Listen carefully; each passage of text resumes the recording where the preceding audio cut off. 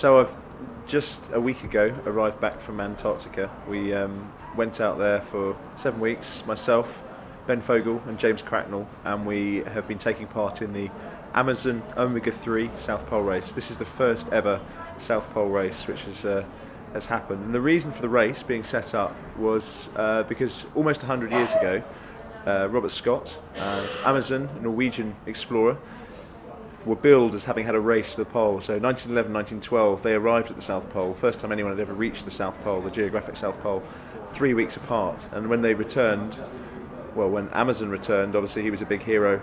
Scott never returned on that fateful expedition. It's been an incredible adventure. I joined those guys back in July last year, and I got selected from it was a national competition to find a third person to join them, because as you probably, many people will remember, Ben Fogle and James Cracknell rode the Atlantic race together, and so they selected this third person, which ended up being me from Guildford, and I joined them, and I've had a most amazing 6 months. It's extremely dry, there's no moisture in the air out there, and the temperatures vary between -30 and -50.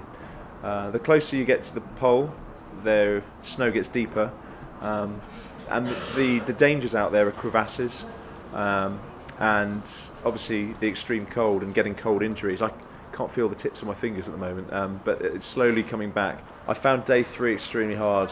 It was physically, my body was starting to fall apart. I'd blisters on my feet, 6 or 7 different blisters, some the size of jam jar pots. They were huge, and I lost 3 toenails at that point, and we'd only done 2 days. So I was slightly concerned about how I was going to get through this. So I found the first bit of that race mentally quite hard to cope with.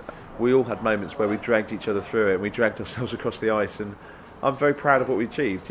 I would definitely love to go to Antarctica again, and I feel the hardest thing now is to come home and tell everyone about it and not be able to let them experience it like I experienced. I don't think they want to experience everything I experienced, but just to see Antarctica is an amazing thing, and I feel very, very humbled by having been in a place as magnificent as it, and it is a magical place.